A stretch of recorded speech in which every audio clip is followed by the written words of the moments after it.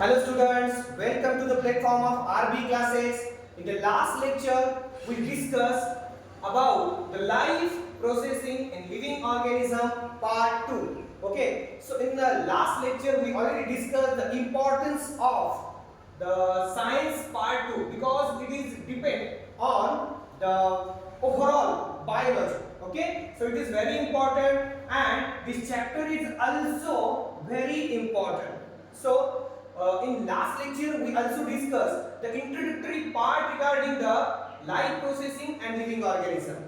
In the last lecture we also discussed what kind of food we consume and how the energy production process occur inside our body. Okay, तर विद्यार्थी मित्र मागील class मध्ये आपण पाहिलं की आपण जे काही फूड घेत असतो या फूड मध्ये फूड पासून आपल्याला कार्बोहायड्रेट मिळतं एक, त्याच्यानंतर फॅट, त्याच्यानंतर प्रोटीन्स, हे अशा पद्धतीच्या गोष्टी आपल्याला आपल्या डाएट मधून डेली रूटीन मध्ये जे डाएट घेत असतो त्यामधून आपल्याला मिळत असतात. ओके, तर यामध्ये बेटा आपल्याला माहिती आहे की प्रत्येक सजीवाला कार्य करण्यासाठी एनर्जी लागते. we discussed these all things in previous class because every living things, whatever the huge animals which are present in our surrounding environment, they requires energy must, because the energy is required for playing the all metabolical activities inside our body. तर आपण पाहिलं last lecture मध्ये की सेलच्या मध्ये एक special टाइपचा cell organelle आहे. That cell organelle is nothing but mitochondria. See, energy production process is very important and that process is going on in a special type of cell organelle. त्यालाच आपण mitochondria असं म्हणतो. त्यालाच आपण mitochondria असं म्हणतो आणि हा सेल ऑर्गनेल आपल्याला सेल मध्ये पाहायला मिळतो. ओके, आपल्याला माहिती आहे की आपण जे फूड कंझ्युम करतो त्यापासून एनर्जी मिळण्याच्या 3 प्रोसेस आपल्याला पाहायला मिळतात. त्यापैकी पहिली प्रोसेस ग्लायकोलायसिस, त्याबरोबर आपण दुसरी प्रोसेस पाहणार आहोत आजच्या क्लास मध्ये क्रेब्स सायकल, आणि तिसरी प्रोसेस पण पाहणार आहोत ज्याला आपण इलेक्ट्रॉन ट्रान्सपोर्ट सिस्टम किंवा इलेक्ट्रॉन ट्रान्सपोर्ट चेन असं म्हणतो. Okay, so one by one story रूपात आपल्याला खूप छान पद्धतीनं हे स्टडी करायचं आहे की how energy production process is going on inside our body. Okay, so we also discussed the currency of energy. Okay, currency of energy म्हणजे तुमच्या बॉडी मध्ये ज्या एटीपी जे एनर्जी बनत असते ती कशाच्या फॉर्म मध्ये, एटीपी च्या फॉर्म मध्ये असते. कशाच्या फॉर्म मध्ये, एटीपी च्या. तर आपल्याला एटीपी चं स्ट्रक्चर पण चांगल्या पद्धतीने पाहायचं आहे. त्याच बरोबर आपल्याला हे सुद्धा पाहायचं आहे की एटीपी म्हणजे काय, एडीपी म्हणजे काय, एएमपी म्हणजे काय, and which energy molecule is highly charged. या सर्व गोष्टी आपल्याला नंतरच्या क्लास मध्ये पाहायच्या.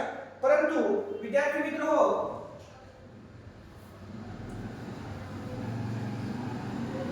जेव्हा परीक्षा जवळ येते तेव्हा आपल्याला समराइज फॉर्म मधल्या नोट्सची आठवण येते.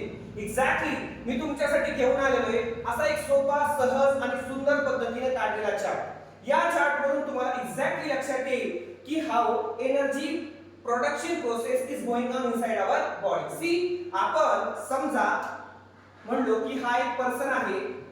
सी, काही पण म्हणायला एखादं नाव द्या, रामराव म्हणा, शामराव म्हणा, यांनी फूड कंझ्युम केलं. काय कंझ्युम केला, फूड कंझ्युम केला. लिसन, that food may be in the form of carbohydrate, in the form of protein, maybe in the form of fats. Carbohydrate, protein, fats. But we also discussed in our previous class that the priority of energy production, सगळ्यात पहिली priority जी आहे ती कशाला आहे, कार्बोहायड्रेटला आहे. मग carbohydrate मध्ये तुम्हाला माहिती आहे एक मोनोमर जर घेतला आपण कशाचा, ग्लुकोजचा, जो किती कार्बन सोबत असतो, 6 कार्बन सोबत असतो. आपल्याला माहिती आहे की energy production process is quite complex and one by one we are going to discuss that process. Okay, तर बघूया खूप सोप्या पद्धतीनं की हे जे रामराव आहेत यांनी फूड कंझ्युम केला. यस, फूड कंझ्युम केला. That food may be in the process of carbohydrate. Yes, carbohydrate. Again, there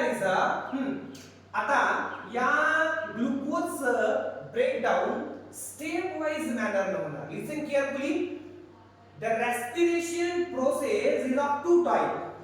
respiration, okay, respiration मुख्यतः दोन प्रकारचं आहे. एक साधारण रेस्पिरेशन जेव्हा आपण काय करतो, ऑक्सिजन कंझ्युम करतो आणि कार्बन डायऑक्साइड रिलीज करतो. we take the oxygen and release the carbon dioxide. Okay, this is the body respiration. And दूसरा आहे cellular respiration. Which respiration? Cellular. It is quite different. It is quite different. So listen carefully. You have to note down the definition, proper definition for the cellular respiration. Cellular respiration म्हणजे काय? जे respiration सेलच्या मध्ये होतं त्याला cellular respiration म्हणतात. होय, आणि ह्या सेल्युलर रेस्पिरेशन मध्ये काय बनतं? या सेल्युलर रेस्पिरेशन मध्ये एनर्जी बनते. काय बनते? एनर्जी. तर एक सोपी सरळ व्याख्या सांगतो, लिहून घ्यायची वाटल्यास तर. सेल्युलर रेस्पिरेशन म्हणजे काय? The breakdown of substrate. Listen, this is the substrate. Glucose is a substrate for production of energy. Production of energy. See the breakdown of glucose. The breakdown of glucose. कसा? In a stepwise manner. Directly, suddenly break होणार का पूर्ण? नाही. याच्यामध्ये 10 step असतात. मी already तुम्हाला सांगितलं. These 10 steps are included in our 11th and 12th syllabus. These things are not given in your syllabus. Okay. 10 steps इथे असतात. या 10व्या स्टेप्स मध्ये आपल्याला जे एंड प्रोडक्ट मिळतं ते सांगितलं तुम्हाला. ते कोणतं आहे? पायरुव्हिक ऍसिड. लिसन, ग्लुकोजचा एक मॉलिक्यूल इथं आहे आणि इथं पायरुव्हिक ऍसिडचे तुम्हाला 2 मॉलिक्यूल्स मिळालेले आहेत. 2 molecules. Okay. So cellular respiration म्हणजे काय? द ब्रेकडाउन ऑफ ग्लुकोज और any substrate. The breakdown of substrate in a stepwise manner. In a stepwise manner, which ultimately responsible for releasing the energy or ATP.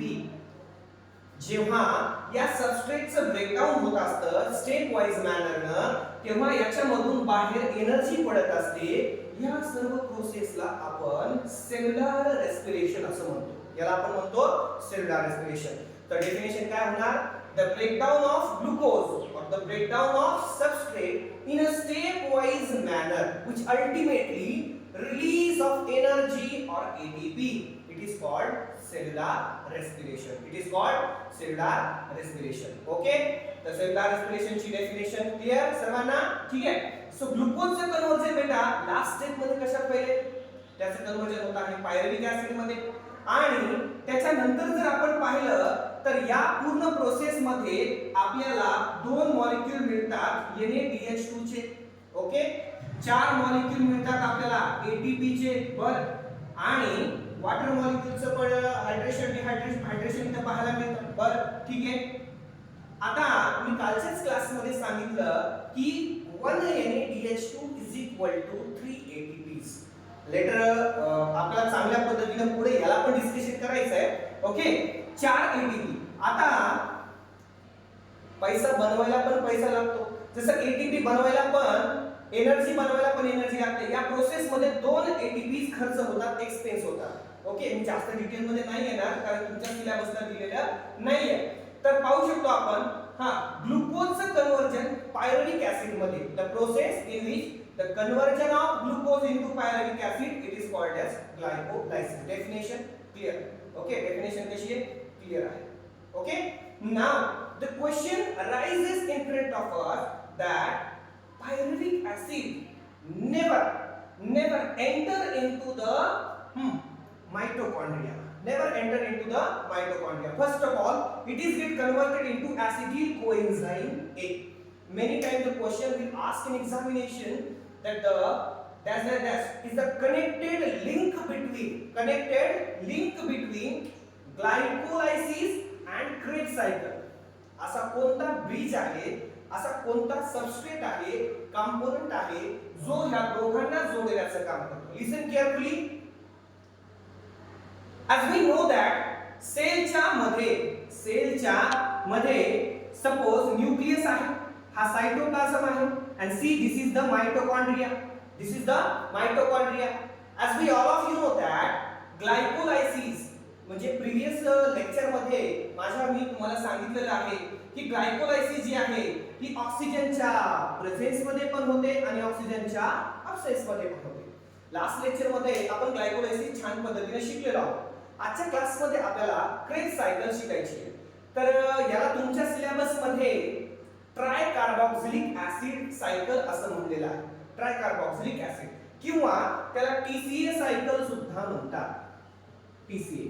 आणखीन एक नाव सांगतो जे तुम्हाला पुढे चालून चांगल्या पद्धतीने कामाला येईल. याला सिट्रिक ऍसिड सायकल सुद्धा म्हणतात. Citric acid cycle. Citric acid cycle सुद्धा म्हणतात. का? कारण सिट्रिक ऍसिड त्याचा पहिला स्टेबल कंपोनेंट आहे. ते पुढे चालून तुम्हाला 11 12 ला कळेल. फक्त नाव लक्षात ठेवा. ओके. नाव आता महत्त्वाचं लक्षात काय ठेवायचं आहे की विद्यार्थी मित्रहो, ऍसिटिल कोएन्झाइम अगोदर सांगा ग्लायकोलायसिस. ही ग्लायकोलायसिस याचा एंड प्रोडक्ट काय? पायरुव्हिक ऍसिड. किती कार्बन कंपोनेंट? 3. किती मॉलिक्यूल? 2. कारण मी सांगितलं याच्यामध्ये स्प्लिटिंग होत असतं. एक ग्लुकोज बरोबर 2 काय मिळतात तुम्हाला? Pyruvic acid. Okay. Listen. Pyruvic acid never enter into the mitochondria. First of all, it is get converted into acetyl coenzyme A. Acetyl coenzyme A. See, acetyl coenzyme A मध्ये 2 carbon आहेत. आलं का लक्षात? म्हणजे बऱ्याचदा असा प्रश्न पडतो की इथं 3 आहेत, इथं 2 आहेत, तर इथं एक डिकार्बोक्सिलेशन नावाची रिएक्शन होत असते. म्हणजे कार्बन डायऑक्साइड इथं निघून जात असतो. ओके. कार्बन डायऑक्साइड तर एक बाहेर पडतो, तिथे एक कार्बन तुमचा लॉस होणार. म्हणजे टोटल राहिले तुमच्याकडे 2 कार्बन. तर हे जास्त महत्त्वाचं नाहीये. लक्षात घ्या ऍसिटिल कोएन्झाइम A is connected link between glycolysis and Krebs cycle. Now the acetyl coenzyme A is ready for entering into the mitochondria. Entering in the mitochondria. Okay, listen. All the reactions. आता हे glycolysis जो काही pathway झाला तो कशामध्ये झाला? सेलच्या cytoplasm मध्ये. नाउ पायरुव्हिक ऍसिड एंटर झाला का डायरेक्टली? नाही. ऍसिटिल कोएन्झाइम A तो एंटर होतोय कशामध्ये? माइटोकॉन्ड्रिया मध्ये. आता पुढची प्रोसेस जी होणार आहे ती कशामध्ये होणार आहे? Mitochondria. Okay. Listen. What exactly happen inside the mitochondria? See here the matrix. A special type of granules are present in the structure of mitochondria. That is nothing but matrix. या matrix मध्ये तुमची Krebs cycle चांगल्या पद्धतीने होत असते. Okay. C structure थोडंसं एका मिनिटात सांगतो. पुढे पण महत्त्वाचं आहे. Mitochondria is made up of 2 type of membrane. बाहेरचा त्याला म्हणायचं outer membrane, inner membrane. And you also have to keep one thing in your mind that the mitochondria is a special type of cell organelle. Why? Because it is having its own DNA, circular own DNA. Why? कारण बाकीच्या sale ऑर्गॅनेल्स मध्ये त्याचा स्वतःचा DNA नसतो. त्याच्यामध्ये आणखीन एक chloroplast आहे. म्हणजे क्लोरोप्लास्ट आणि माइटोकॉन्ड्रिया या दोघांच्या मध्ये स्वतःचा डीएनए प्रेझेंट असतो. खूप महत्त्वाचं आहे. आज नाही पण उद्या तुम्हाला निश्चितपणे कामाला येईल. म्हणून यांना सेमी ऑटोनॉमस किंवा सेल्फ रेप्लिकेटिंग सेल ऑर्गॅनेल सुद्धा आपण म्हणत असतो. ओके. चल तर पुढे आता आपल्याला माहिती आहे की TCA सायकल किंवा आपण म्हणतो याला क्रेब्स सायकल किंवा याला म्हणतो आपण सिट्रिक ऍसिड सायकल. याच्यामध्ये काय होतं? आता याच्यामध्ये सर्व 3 लाईन्स मध्ये तुमच्या पुस्तकामध्ये इलॅबोरेशन दिलेलं आहे. याच्यात काय सांगितलेलं आहे की ही जी सायकल आहे बेटा, एक लक्षात घ्या. पायरुव्हिक ऍसिडचे किती मॉलिक्यूल मिळाले? 2 मॉलिक्यूल मिळाले. यस. जेव्हा एका ग्लुकोजचं ब्रेकडाउन झालं किती मॉलिक्यूल मिळाले? 2. ओके. ऍसिटिल कोएन्झाइम किती मिळाले? 2. ओके. मग सायकल किती वेळेस फिरणार? 2 वेळेस. So this is the point where the students are getting confused. Students एकाच सायकलला त्याचे जे एटीपीज आहेत ते एटीपीज काउंट करतात, परंतु त्यांना ही गोष्ट लवकर समजत नाही की पायरुव्हिक ऍसिड 2 आहे, ऍसिटिल कोएन्झाइम 2 आहे. मग सायकल किती वेळेस फिरणार? 2 वेळेस फिरणार. म्हणजे आपल्याला जे एटीपी, NADH2 आणि FADH2 हे एका टर्म साठी नव्हे तर 2 टर्म साठी कॅल्क्युलेट करायचे आहे. ओके. सो आपल्याला माहिती आहे बेटा की जेव्हा TCA सायकल फिरणार, सी ट्रायकार्बोक्सिलिक ऍसिड है ना, citric acid, Krebs cycle. Why? TCA cycle was first discovered by sir Hans Krebs, म्हणून याला आपण काय म्हणतो, क्रेग्स सायकल असं म्हणतो. ओके, तर यामध्ये लिसन, क्रेग्स सायकल मध्ये काय होतं, याच्यामध्ये आपल्याला काय काय मिळतं, एक NaDH2, दोन FADH2. बघा FADH2 फक्त क्रेग्स सायकल मध्ये मिळतो, ग्लायकोलायसिस मध्ये नाही, हे पण नोट करून घ्या. त्याच्यानंतर आपल्याला प्युअर फॉर्म मध्ये इथं ATP मिळतो. काय मिळतो, ATP. आता सर्वात महत्त्वाची गोष्ट लक्षात घ्या, NaDH2, FADH2 आणि ATP एका टर्म मध्ये आणि दोन टर्म मध्ये याची बेरीज करायची असते पूर्ण, जी तुम्हाला चांगल्या पद्धतीनं 11-12 ला समजेल. ओके, आता त्याच बरोबर इथं डिकार्बोक्सिलेशन सुद्धा होणार, म्हणजे कार्बन डायऑक्साइड सुद्धा बाहेर पडणार, वॉटर ऍक्सेप्ट होणार है ना, हायड्रेशन डिहायड्रेशन सुद्धा इथं चांगल्या पद्धतीने आपल्याला पाहायला मिळतं. ओके, तर ह्या गोष्टी ज्या आहेत पूर्ण तुम्हाला पाहायला मिळणार कशामध्ये, TCA सायकल मध्ये. तुम्हाला लक्षात काय ठेवायचंय, most important point, listen carefully. TCA cycle, Krebs cycle occurs only in presence of oxygen. See काय म्हणणं महत्त्वाचं आहे, खूप लक्षात घ्या सर्वांनी. Glycolysis occurs in presence of oxygen or absence of oxygen, but TCA cycle, Krebs cycle ही फक्त आणि फक्त ऑक्सिजनच्या प्रेझेन्स मध्येच होत असते. ओके, ही एक लाईन अंडरलाईन करून घ्यायची. ही कुठे होते तुमच्या, नेक्स्ट लक्षात घ्या, ऍसिटिल कोएन्झाइम कशामध्ये ऍड होतोय तुमच्या, कशामध्ये एंटर करतोय, माइटोकॉन्ड्रिया मध्ये. एक दोन, त्याच्यानंतर याच्यामधून काय काय इन्कम होणार आणि किती वेळेस फिरणार बेटा, 2 वेळेस. शाबास, किती वेळेस, 2 वेळेस. ओके, त्याच्यानंतर याच्यामधून काय मिळणार, NaDH2, नंतर FADH2, नंतर ATP, नंतर CO2 रिलीज होणार. बरोबर आहे. तर आता FADH2 आपल्यासाठी नवीन आहे. Okay, when one FADH2 will break down, then there is the formation of 2 ATPs. किती ATPs मिळणार याच्यामधून, 2 ATPs. आणि एका NaDH2 चं ज्यावेळेस ब्रेकडाऊन होतं त्यावेळेस मिळतात आपल्याला 3 ATPs. Okay, so it is also very important. Okay, तर आतापर्यंत आपण पाहिलं कार्बोहायड्रेट. लिसन केअरफुली, आपण काय बघितलं, एनर्जी प्रोडक्शन पाहत आहोत आपण. किती प्रोसेस मध्ये होतं, 3. पहिली कोणती, ग्लायकोलायसिस. दुसरी कोणती, क्रेग सायकल. आता तिसरी पण शॉर्ट मध्ये आपण पाहणार आहोत. तर परत एकदा आपण जे शिकलो त्याला एकदा व्यवस्थित आपण चांगल्या पद्धतीने पाहूया सुरुवातीपासून. सी, आपण बघितलं हे रामराव याने काय कन्झ्युम केलं, फूड कन्झ्युम केलं. यस, फूड कशाच्या फॉर्म मध्ये, आपण मानूया कशाच्या, कार्बोहायड्रेटच्या फॉर्म मध्ये. यस, कार्बोहायड्रेट म्हणजे काय तुमचं, मोनोमर घेतला आपण कशाचा, ग्लुकोज. यस, ग्लुकोज मध्ये किती कार्बन, 6 कार्बन. बर, ग्लुकोजचं काय झालं, ब्रेकडाऊन कसं झालं, स्टेप वाइज मॅनरनं. त्यालाच काय म्हणायचं, सेल्युलर रेस्पिरेशन है ना. ग्लुकोजचं ब्रेकडाऊन कसं झालं, ग्लुकोजचं ब्रेकडाऊन झालं कशामध्ये, 2 मॉलिक्यूल कशाचे, पायरुव्हिक ऍसिडचे. त्यालाच काय म्हणतो आपण, ग्लायकोलायसिस. ग्लायकोलायसिस कशाच्या प्रेझेन्स मध्ये होते, ऑक्सिजनच्या. त्याचबरोबर अब्सेन्स मध्ये सुद्धा होते ऑक्सिजनच्या. Correct. Pyruvic acid does not directly enter into the mitochondria. Yes, first of all it is get converted into acetyl coenzyme A वर डिकार्बोक्सिलेशन झालं. आता त्याच्यानंतर TCA सायकल कुठे होणार, तुमच्या मॅट्रिक्स ऑफ माइटोकॉन्ड्रिया. ही फक्त कशाच्या प्रेझेन्स मध्ये होते, ऑक्सिजनच्याच प्रेझेन्स मध्ये होते. Okay, done. त्याच्यामधून काय काय मिळतं आपल्याला, त्याची नावं काय काय लिहून दिलेली आहेत. NaDH2 मिळतो, FADH2 मिळतो, ATP मिळतो. त्याच्यानंतर डिकार्बोक्सिलेशन सुद्धा याच्यामध्ये पाहायला मिळतं. तर ह्या सर्व गोष्टी चांगल्या पद्धतीनं लक्षात ठेवायच्या आहेत. So students, this is all about the glycolysis and Krebs cycle. Glycolysis and Krebs cycle. Okay? So next आपल्याला पाहायचे आहे इलेक्ट्रॉन ट्रान्सपोर्ट सिस्टम.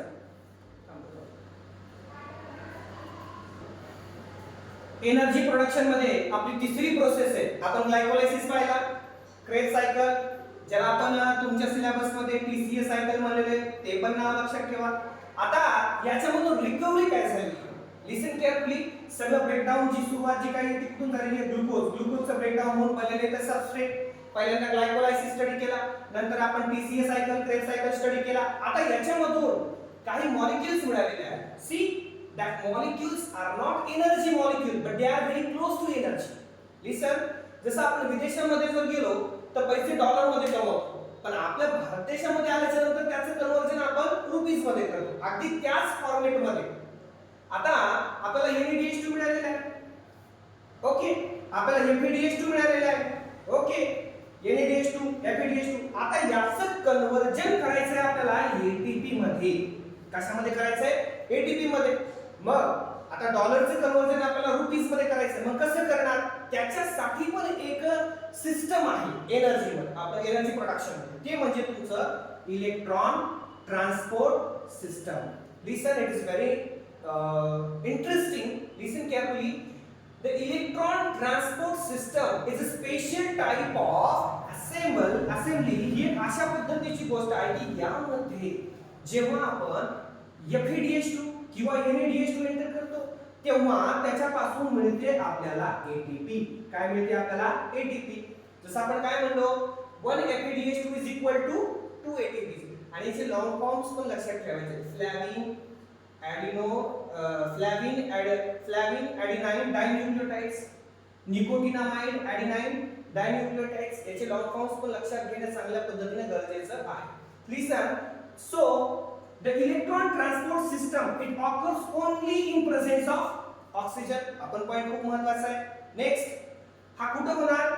हे याला म्हणायचं. लिसन, the inner foldings of mitochondria is showing their inner foldings. It is known as crista. क्रिस्टाच्या surface वरती electron transport system किंवा electron transport chain होत असते. लिसन, आणि याच्यामध्ये सगळ्यात महत्त्वाची गोष्ट, कॉन्सेप्ट लक्षात घ्या, खूप महत्त्वाची आहे, तुम्हाला पुढे पण खूप मदत करणार, की याचा मेन उद्देश काय आहे की याच्यामध्ये इलेक्ट्रॉनचं ट्रान्सपोर्ट होत असतं. लिसन, कॉम्प्लेक्स प्रोसेस आहे, सोपी नाही एवढी, तुमच्या सिलेबसला खूप शॉर्ट दिलेली आहे. तर आपण पाहिलं तर FeDH2 आणि NaDH2 हे दोन्ही पण कन्वर्ट होणार कशामध्ये? ATP मध्ये. मग तुम्हाला माहिती आहे ग्लायकोलायसिस आहे, यस. क्रेब्स सायकल आहे, यस. याच्यामध्ये काय मिळाले तुम्हाला? NaDH2. परत काय मिळाले? FeDH2. ह्या एनर्जी मॉलिक्युल्सचं कन्वर्जन कशामध्ये करायचंय? ATPs मध्ये करायचंय. आलं लक्षात? मग इथं तुमचं कंप्लीट ऑक्सिडेशन होणार, कंप्लीट ब्रेकडाउन होणार glucose. Okay, so this is all about the production of energy. Energy production जे आहे हे 3 पार्ट्स मध्ये आपण पाहिलं, glycolysis, Krebs cycle and electron transport system. Okay, तर विद्यार्थी मित्र हो, अतिशय महत्त्वाचा चॅप्टर वाटला मला हा, आणि हे पूर्ण जे आहे ह्या 3 गोष्टी याच्यावरती डिटेल इलॅबोरेशन मध्ये 11-12 चा तुम्हाला सेपरेट चॅप्टर आहे. ओके, तर तुम्हाला तो चांगल्या पद्धतीने स्टडी करायचा आहे, आणि याच्यावरती तुम्हाला जे बोर्ड वरती लिहिले त्या सुद्धा तुमच्या नोट्स फॉर्म मध्ये तुम्हाला उतरवून घ्यायचं आहे. Okay, so the next portion we will discuss in our next class. तर सध्यापुरतं थँक्यू.